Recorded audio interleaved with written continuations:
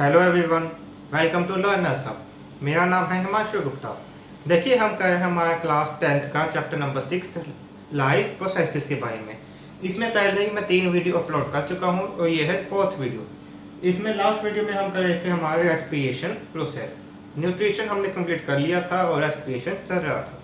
Respiration में भी हमने रेस्पिरेशन एनिमल्स या फिर ह्यूमन बीइंग कह सकते हैं आप, उसको कंप्लीट कर लिया था। आज हमने स्टार्ट करना है हमारा रेस्पिरेशन इन प्लांट्स। तो चलिए शुरू करते हैं।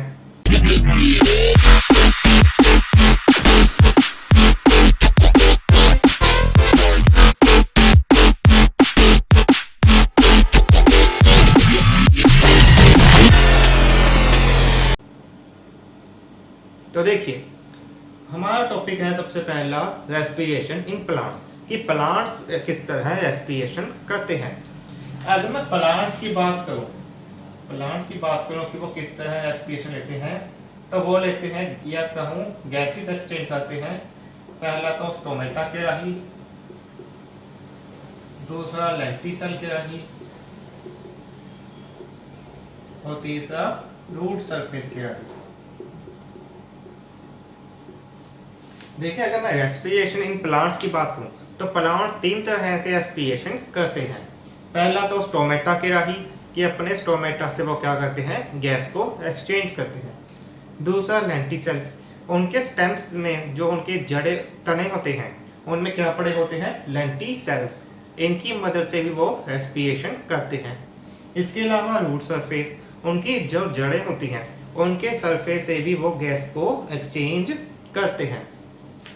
और गैस को एक्सचेंज की अगर मैं बात करूं तो आपको पता है हमारे प्लांट्स लेते क्या है, ऑक्सीजन। ऑक्सीजन की इनटेक करते हैं और कार्बन डाइऑक्साइड को आउटसाइड में छोड़ते हैं। अगर इनकी बात करूं तो प्लांट्स करते क्या है, प्लांट्स पहले लेते हैं ऑक्सीजन, उनको मिलाते हैं वो ग्लूकोज से। ऑक्सीजन को वो ग्लूकोज के साथ जोड़कर बनाते हैं carbon dioxide plus water plus energy.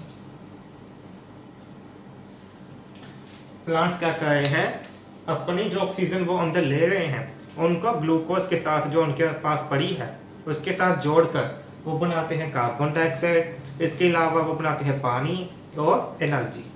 अब इसमें क्या हुआ, देखिए, जो एक्सेस कार्बन डाइऑक्साइड होती है उनको तो वो बाहर निकाल देते हैं।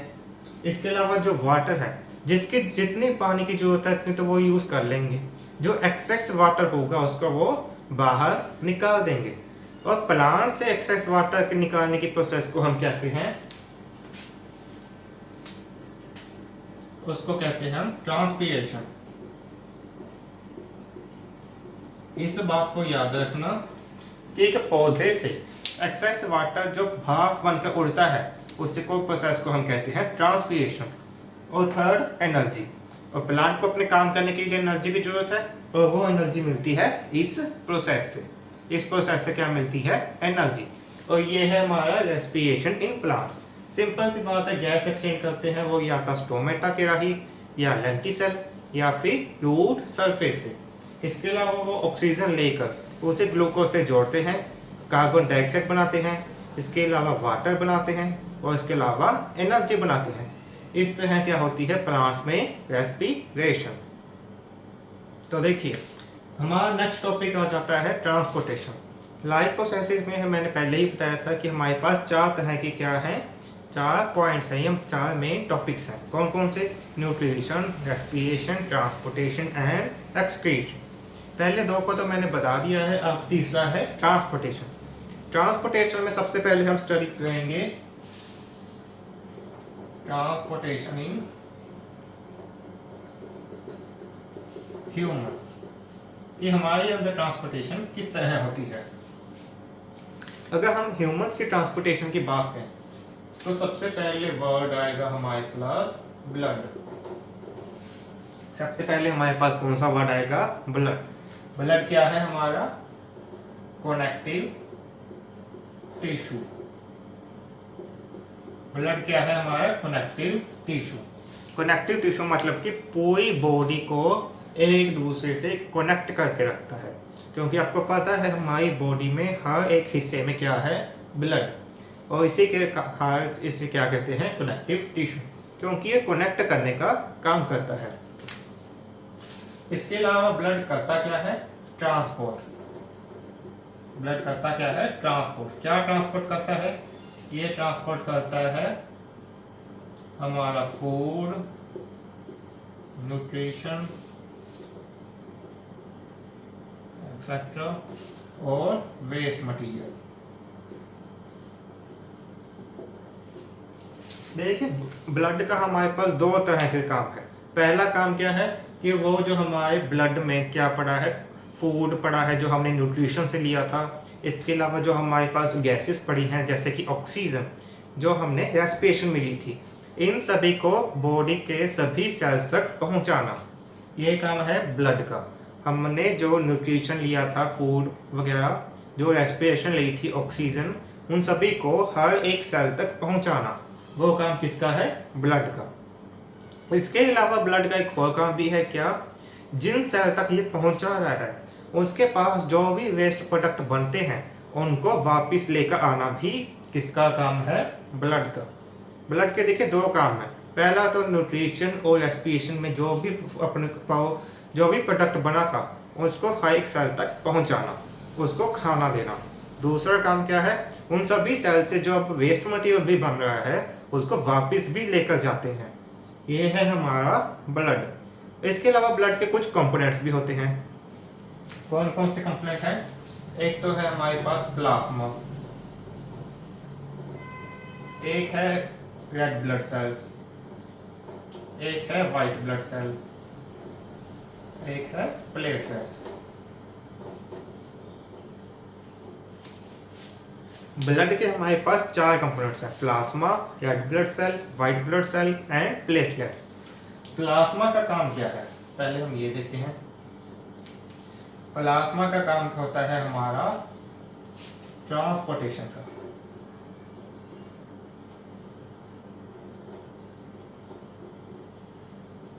प्लाज्मा हो गया और हमारा आरबीसी हो गया, दोनों का काम क्या है, ट्रांसपोर्ट का।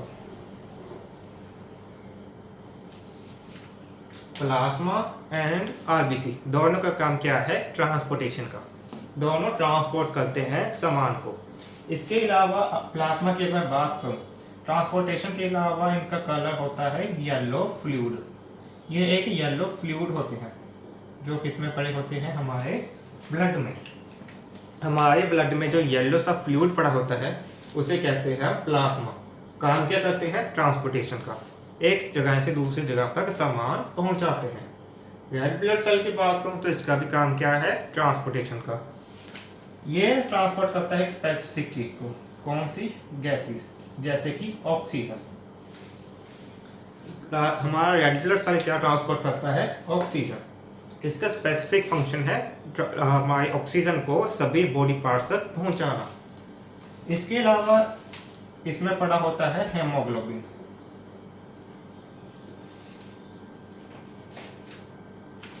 हमारे रेड ब्लड सेल में क्या पड़ा होता है, हेमोग्लोबिन। देखिए प्लाज्मा का काम क्या था, ये प्लाज्मा क्या था, हमारा येलो फ्लूइड। क्या पड़ा होता है, या काम क्या करता है, ट्रांसपोर्टेशन का। रेड ब्लड सेल में पड़ा होता है हेमोग्लोबिन और इसका काम भी क्या है, ट्रांसपोर्टेशन का। इसके अलावा व्हाइट ब्लड सेल का काम तो आपको सभी को पता ही है, क्या, प्रोटेक्शन। क्या काम है, प्रोटेक्शन का, कि ये हमारी बॉडी में कोई भी बैक्टीरिया, कोई भी वायरस या कोई भी पैथोजन हमारी बॉडी में आ जाए उनसे हमारी बॉडी को प्रोटेक्ट करके रखता है। हमारी बॉडी को किसी भी बैक्टीरिया, वायरस या पैथोजन से बचा कर रखता है। ये तो काम हो गया हमारे व्हाइट ब्लड सेल का।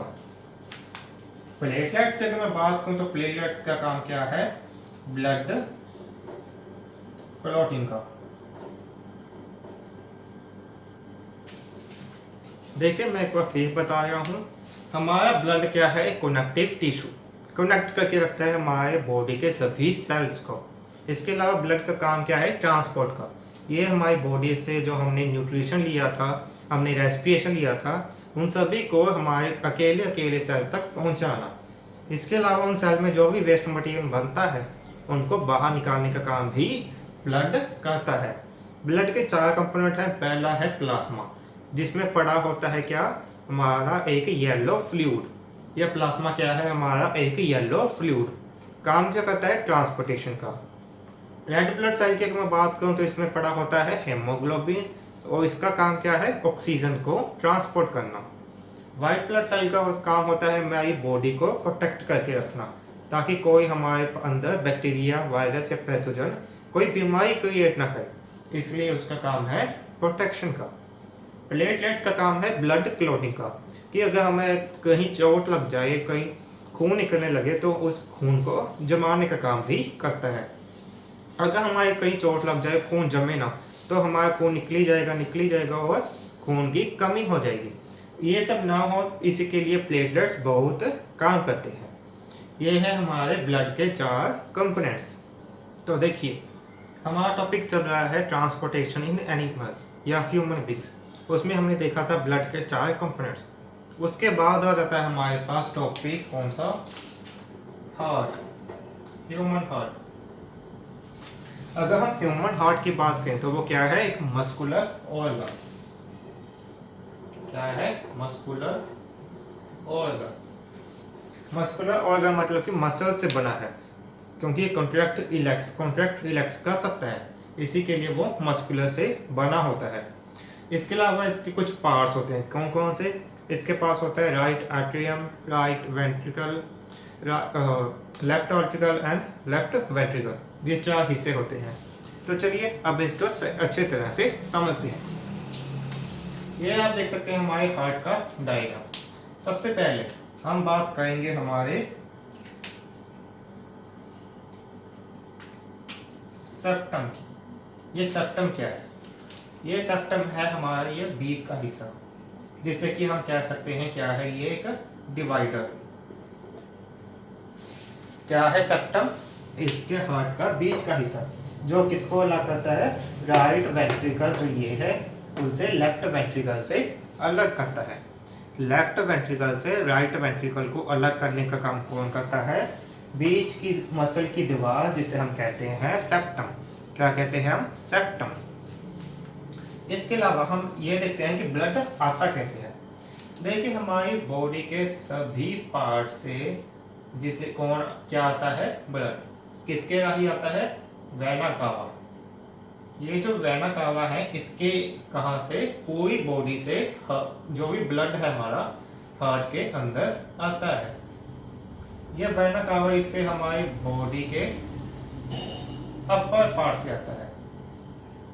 बॉडी का जो ऊपरला हिस्सा है उससे आता है ऊपर के वेना कावा में, और बॉडी जो हमारे नीचे का ब्लड रह गया वो आता है इस वेना कावा से। इन 2 हिस्सों से हमारा ब्लड हार्ट में एंटर होता है। कौन सा ब्लड एंटर हो रहा है, डीऑक्सीजनेटेड, जिसमें क्या है, कार्बन डाइऑक्साइड। जो ब्लड हमारा बिल्कुल भी हमारे लिए अच्छा नहीं है, वो ब्लड आता है हमारे वेना कावा से। ऊपर का वेना कावा जो ऊपर की बॉडी से लेकर आया है, और निचला वेना कावा जो हमारी बॉडी के निचले हिस्से से लेकर आ रहा है। इसे क्या लेकर आए हैं, हमारा डीऑक्सीजनेटेड ब्लड। अब ये दोनों क्या लेकर आए, हमारा डीऑक्सीजनेटेड ब्लड यहाँ पर आ गया। ये कौन सा हिस्सा है हमारा, राइट एट्रियम। ये जो हमारा वेना कावा से ब्लड अंदर आया, हार्ट के किस हिस्से में आया, राइट एट्रियम में। कौन से हिस्से में आया, राइट एट्रियम में। अब इस राइट एट्रियम से ब्लड कहाँ पहुंच गया, यहाँ से होते हुए ब्लड पहुंच गया हमारा राइट वेंट्रिकल में। अब हमारा ब्लड कहाँ पर प्रेजेंट है, राइट वेंट्रिकल में। एक बार फिर देखिए, हमारा डीऑक्सीजनेटेड ब्लड कहाँ से आया, वेना कावा से। कहाँ पर पहुंचा, इन दोनों पाइपों से राइट आर्टरियम में। राइट आर्टरियम में वो पहुंचा हमारे वेंट्रिकल में। अभी हम राइट हिस्से को स्टडी कर रहे हैं। राइट वेंट्रिकल में पहुंच गया क्या, हमारा डीऑक्सीजनेटेड ब्लड। अब उससे बाद क्या हुआ, जो ये हमारा ब्लड राइट वेंट्रिकल में है, इससे होते हुए हमारा ब्लड पहुंच जाएगा कहाँ, पल्मोनरी आर्टरीज में। कहाँ पहुंच जाएगा? Pulmonary artery. या आप सिंपल कह सकते हैं ये जो हमारी ट्यूब है ये क्या है? Pulmonary artery. आर्टरी कह सकते हैं आप इसे। इससे होकर वो कहाँ जाएगा? लंग्स में। यहाँ पर भी बता देता हूँ, सबसे पहले हमारा ब्लड आया, कौन लेकर आया? Vena cava. क्या लेकर आया? ब्लड। कौन सा? डीऑक्सीजनेट। तो इससे कहाँ पहुंच गया ब्लड हमारा? राइट आर्टरियम में। राइट आर्टरियम से कहाँ पहुंचा हमारा? राइट वेंट्रिकल में। राइट वेंट्रिकल से कहाँ पहुंचा हमारा ब्लड? लंग्स में। कहाँ पहुंचा है? लंग्स में। किसके रही पहुंचा है? विया हमारी पल्मोनरी आर्टरी।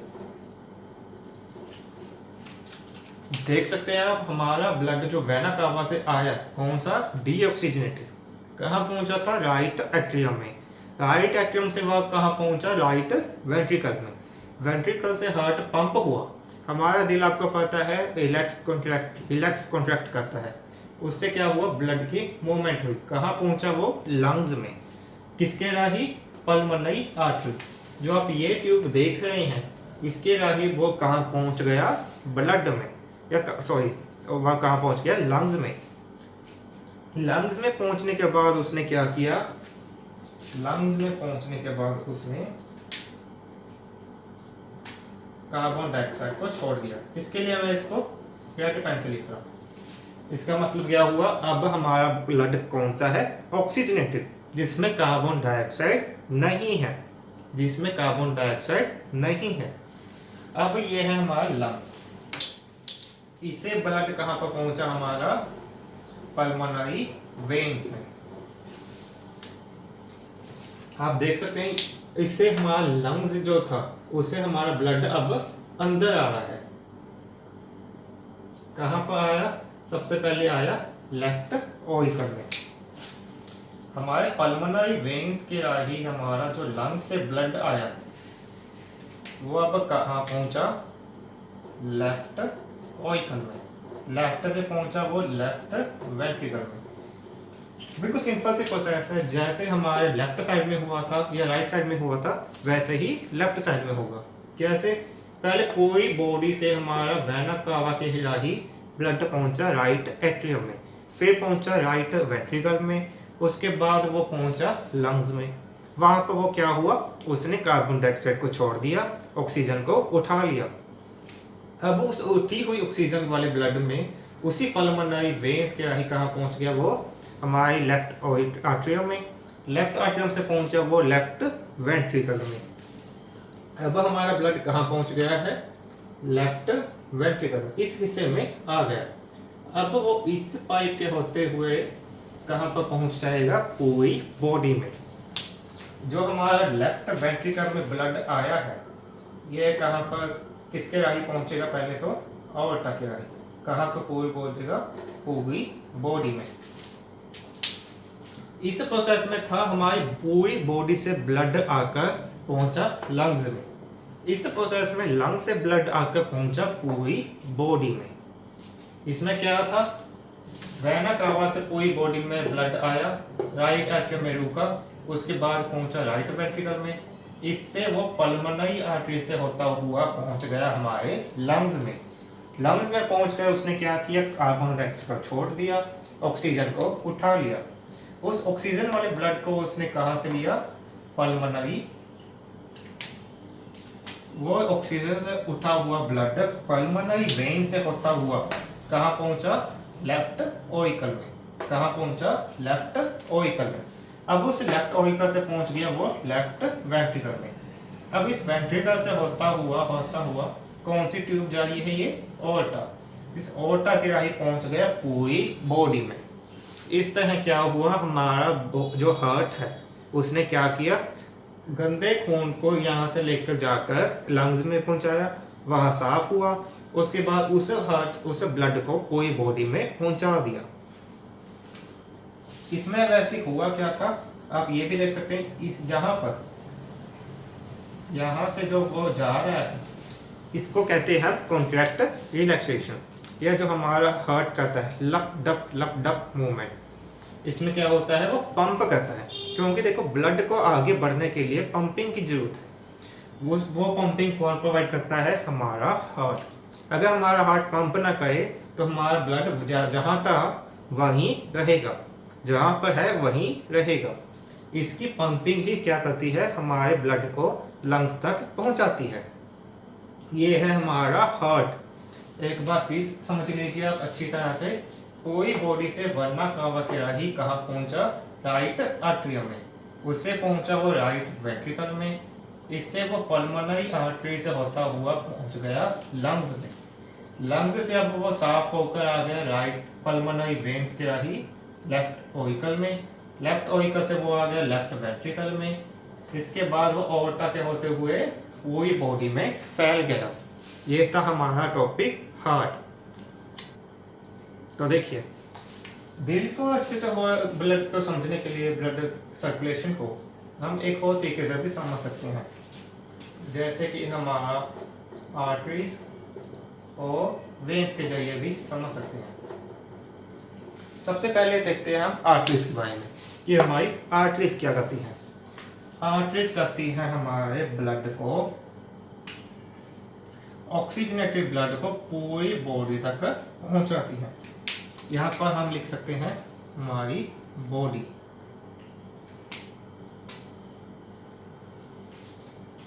आर्टरीज क्या करती हैं, ऑक्सीजनेटेड ब्लड को पूरी बॉडी तक पहुंचाती है। क्या करती है आर्टरीज, ऑक्सीजनेटेड ब्लड को पूरी बॉडी में पहुंचाती है।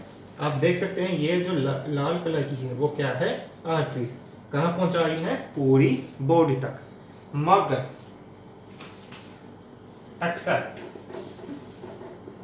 एक्सेप्ट क्या, पल्मोनरी आर्टरी की।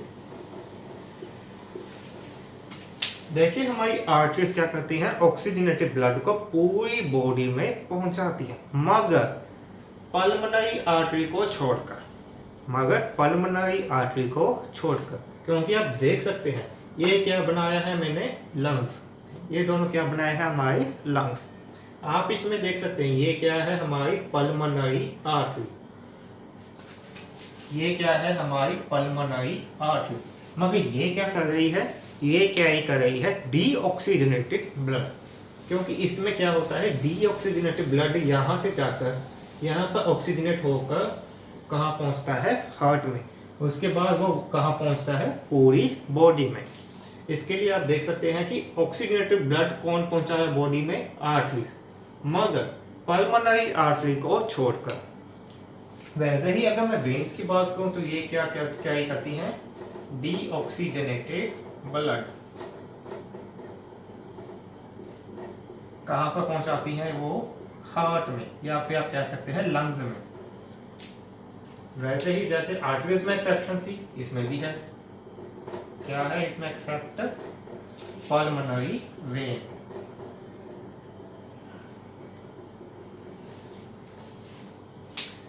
देखिए अब क्या हो रहा है, ये हमारी बॉडी है, पूरी बॉडी से डीऑक्सीजनेटेड ब्लड को कलेक्ट करके वेना कावा, जिसके दो हिस्से हैं, upper vena cava and lower vena cava. जो अपर बॉडी का ब्लड कैरी करता है वो ये हिस्सा मान लीजिए आप, जो लोअर बॉडी से ब्लड कलेक्ट करता है वो ये हिस्सा। दोनों पहुंचा कहाँ रहे हैं, हमारे हार्ट के, कहाँ, कौन सी साइड में, हमारे हार्ट के राइट साइड में पहुंचा रहे हैं। कौन पहुंचा रहे हैं, वेना कावा। इससे क्या हुआ, डीऑक्सीजनेटेड ब्लड कहाँ पहुंचा, हार्ट में। अब हार्ट से कहाँ पहुंच रहा है वो, हमारे लंग्स में। मगर आप ये देखिए ये वेना कावा, ये आप इसे समझ लीजिए वेन्स। हमारी वेन्स जो पूरी बॉडी से डीऑक्सीजनेटेड ब्लड को लेकर जा रही हैं, कहाँ पर, हार्ट में। अब उससे लंग्स में कौन पहुंचा रहा है, आर्टरी। देखिए वेन का क्या लेकर आई तक, हार्ट तक, मगर हार्ट से आगे लेकर गई आर्टरी। यानी कि इस आर्टरी ने क्या क्या ही किया, डीऑक्सीजनेटेड ब्लड। सिमिलरली हमारा ऑक्सीजनेटेड ब्लड जो इन दोनों लंग्स ने साफ करके ऑक्सीजनेटेड ब्लड हमारा बनाया, उसको ये वेन्स कैरी कर रही है कहाँ तक, हार्ट तक। उसके बाद यहाँ से वो कहाँ पहुंच गया, पूरी बॉडी में। तो आप देख सकते हैं यहाँ से लेकर लंग से लेकर हार्ट तक कौन लेकर आया ऑक्सीजनेटेड को, वेन्स। बाकी सभी वेन्स क्या कैरी करी है, डीऑक्सीजनेटेड। मगर लंग से हार्ट लेकर आया कौन, वेन, मगर उसने क्या कैरी किया, ऑक्सीजनेटेड। ये भी वेन है, ये भी वेन है, ये क्या कैरी करी है, डीऑक्सीजनेटेड। जा कहाँ रही है, हार्ट के पास। ये वेन है मगर ये कैरी करी है ऑक्सीजनेटेड, जा रही है हमारे दिल के पास। वैसे ही ये है हमारी आर्टरी, ये हमारी आर्टरी से हमारे दिल से कहाँ जाए है, लंग्स तक। कौन सा ब्लड, डीऑक्सीजनेटेड। वैसे ही ये भी आर्टरी है, ये कहाँ लेकर जाएगी, हमारे दिल से पूरी बॉडी तक। इस तरह हमारी आर्टरी सभी क्या करती हैं, ऑक्सीजनेटेड ब्लड को कैरी करती हैं, मगर पल्मोनरी आर्टरी को छोड़कर। वेन्स वैसे ही डीऑक्सीजनेटेड ब्लड को हमारे हार्ट तक पहुंचाते हैं, किसको छोड़कर, पल्मोनरी वेन्स को। दोनों में एक डिफरेंस तो ये हो गया। दूसरा डिफरेंस हम लिख सकते हैं कि ये क्या है, थिन एंड इलास्टिक। ये क्या है, थिक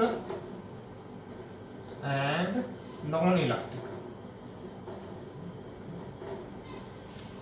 जो हमारी आर्टरीज होती हैं वो पतली होती हैं और इलास्टिक होती है, मतलब कि वो इलास्टिसिटी उसमें प्रेजेंट होती है। मगर हमारे वेन्स क्या होते हैं, थिक, वो होते हैं मोटे। इसके अलावा वो क्या होते हैं, नॉन इलास्टिक। क्या होते हैं, नॉन इलास्टिक। ये हो गया उनका दूसरा डिफरेंस। एक बात आप और लिख सकते हैं कि जो हमारी आर्टरीज है उसकी जो स्मॉल, हमारी आर्टरी की जो स्मॉल क्या होती है, वेसल, उसको कहते हैं हम कैपिलरी।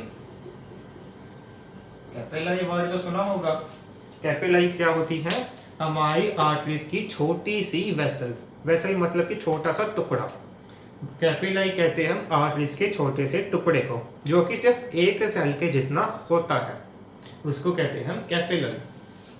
दोबारा देख लीजिए, आर्टरीज क्या करती हैं, ऑक्सीजनेटेड ब्लड को पूरी बॉडी में पहुंचाते हैं, सिर्फ पल्मोनरी आर्टरी को छोड़कर। वो थिन होती हैं, इलास्टिक होती है, और उसकी सबसे छोटी वेसल को कहते हैं कैपिलरी। वेन्स क्या करती हैं, डीऑक्सीजनेटेड ब्लड को कहाँ पहुंचाती हैं, हार्ट में, किसको छोड़कर, पल्मोनरी वेन्स को छोड़कर। इसके अलावा वो थिक होती हैं और नॉन इलास्टिक होती हैं। तो देखिए, ट्रांसपोर्टेशन इन एनिमल्स या ह्यूमन बींग्स में लास्ट टॉपिक है हमारे पास लिम्फ। लिम्फ क्या होता है, देखिए आपको पता है हमारे पास होती हैं कैपिलरीज, जिससे क्या होता है, ट्रांसपोर्टेशन। अब क्या होता है, कई बार इनके पास होती हैं छोटे छोटे पोर्स। पोर्स मतलब कि छेद, क्या होते हैं, पोर्स। इनसे क्या होता है, कई बार बाहर निकल जाते हैं कौन, प्रोटीन्स, ब्लड सेल और प्लाज्मा। कहां पर निकल जाते हैं, इंटरसेल्युलर स्पेसिस में।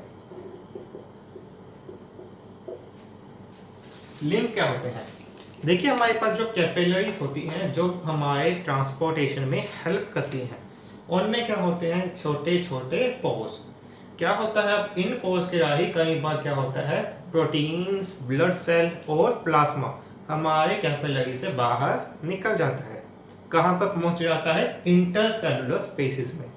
सेल की जो इंटरसेल्युलर स्पेस होती है वहां पर पहुंच जाता है। अब ये देखिए, हमारे यहाँ से निकलकर बाहर निकल गए, कैपिलरी से बाहर निकल गए और इंटरसेल्युलर स्पेस में इकट्ठे होकर अब इनको क्या कहते हैं हम, लिम्फ। क्या कहते हैं, लिम्फ। कैपिलरी से छोटे छोटे पोर्स के राही प्लाज्मा, प्रोटीन्स और ब्लड सेल का बाहर निकल जाना और इंटरसेल्युलर स्पेस में इकट्ठा हो जाना कहलाता है लिम्फ। यह तो होगी लिम्फ की डेफिनेशन। लिम्फ के कुछ कैरेक्टरिस्टिक्स भी हैं। क्या, पहला तो वो कलरलेस है।